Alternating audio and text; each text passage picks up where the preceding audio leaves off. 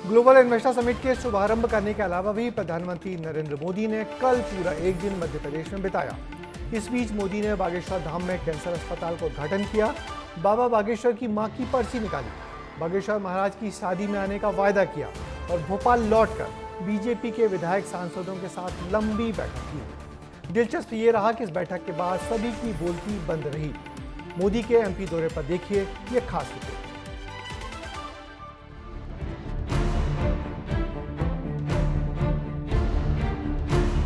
MP में हर वो संभावना है,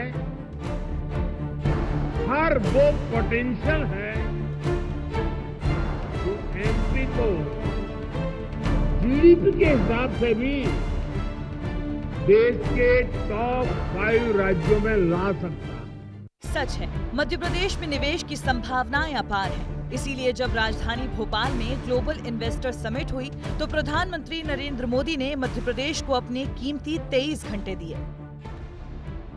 सबसे पहले प्रधानमंत्री छतरपुर पहुंचे, बागेश्वर धाम में कैंसर अस्पताल का भूमि पूजन किया। इसके बाद शाम में प्रधानमंत्री की पाठशाला लगी, जिसमें विधायक सांसदों से पीएम ने 1-to-1 चर्चा की और इसके अगले दिन यानी 24 फरवरी को राजधानी भोपाल में ग्लोबल इन्वेस्टर समिट का उन्होंने शुभारंभ किया। छतरपुर में बागेश्वर धाम पीठाधीश्वर पंडित धीरेन्द्र कृष्ण शास्त्री ने अपनी बातों से प्रधानमंत्री को खूब हंसाया।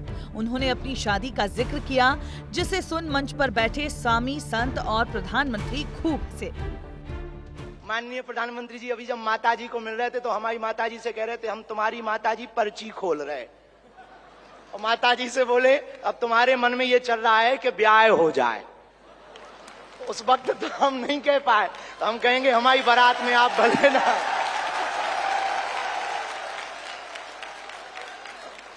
और हमने जब माताजी के प्रति आपका भाव देखा, सॉल लाए माताजी के लिए और हमें मिला संदेशा के 5 मिनट हम माताजी को मिले। हम माताजी का जैसे ही भाव माताजी के प्रति देखा, हमने वहीं बैठे बैठे प्रण लिया कि माननीय प्रधानमंत्री जी की माताजी के नाम से इस अस्पताल में एक वार्ड बनाया जाएगा। इसके बाद शाम में प्रधानमंत्री ने मध्य प्रदेश बीजेपी के विधायक, सांसद और पदाधिकारियों से चर्चा की। 2.5 घंटे तक इस बैठक में क्या बातचीत हुई, पीएम ने क्या गुरु मंत्र दिए, ये सवाल करने पर सभी मंत्रियों ने चुप्पी साध ली। विधायकों से क्या बातचीत की उन्होंने? भोपाल में पहली बार बैठक हुई है। अशोक रोहन जी आ गए हैं हमारे जबलपुर क्षेत्र के, ये तो कुछ न कुछ जरूर बोलेंगे। कुछ ना बोलेंगे। इंतजार रखना चाहिए, अच्छी बात रहती है। लेकिन कुछ चर्चाएं हुई, कुछ बातें नहीं हुई ना। भोजन बहुत अच्छा था। तो हमेशा बात करते हैं मीडिया से।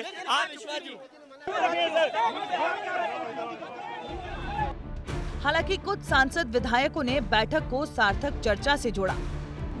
प्रधानमंत्री ने क्या गुरु मंत्र दिए, अब आप वो समझे। जनता के बीच रहें, जमीन पर रहें, कैबिनेट बैठक में तैयारी के साथ जाएं, सोशल मीडिया का सदुपयोग करें, प्लानिंग के साथ काम करें, सेहत का भी ध्यान रखें, व्यक्तित्व का विकास करें और खास बात मीडिया में बयानबाजी से बचें।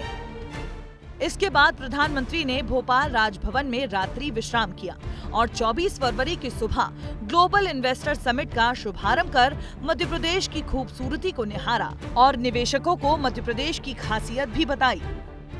मध्य प्रदेश पॉपुलेशन के हिसाब से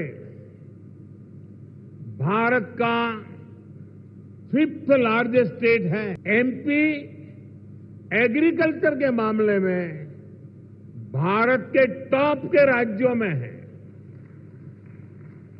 मिनरल्स के हिसाब से भी एमपी देश के टॉप 5 राज्यों में है। एमपी को जीवनदायिनी मां नर्मदा का आशीर्वाद भी प्राप्त है। और इसके बाद प्रधानमंत्री सीधे नई दिल्ली के लिए रवाना हो गए। प्रधानमंत्री नरेंद्र मोदी ने भोपाल में इन्वेस्टर्स समिट का शुभारंभ कर ये विश्वास जताया है कि मध्य प्रदेश में अब जो निवेशक हैं वो बड़ी संख्या में पहुंचेंगे और मध्य प्रदेश में निवेश को लेकर जो विश्वास है वो अब और ज्यादा गहरा होता जाएगा। कैमरा पर्सन अभिषेक के साथ रंजना दुबे, विस्तार न्यूज, भोपाल। भोपाल के राजभवन में पीएम मोदी के रात में ठहरने को भी अब सीएम डॉक्टर मोहन यादव नए अंदाज में पेश कर रहे हैं। उनका कहना है कि मोदी पहले देश के प्रधानमंत्री हैं जो राजभवन में रुके। इससे पहले पूर्व प्रधानमंत्री पंडित जवाहरलाल नेहरू भी भोपाल आए थे, मगर वो राजभवन में नहीं बल्कि किसी शिकारगाह में रुके थे। कांग्रेस ने सीएम मोहन यादव के इस बयान पर कड़ा ऐतराज जताया है।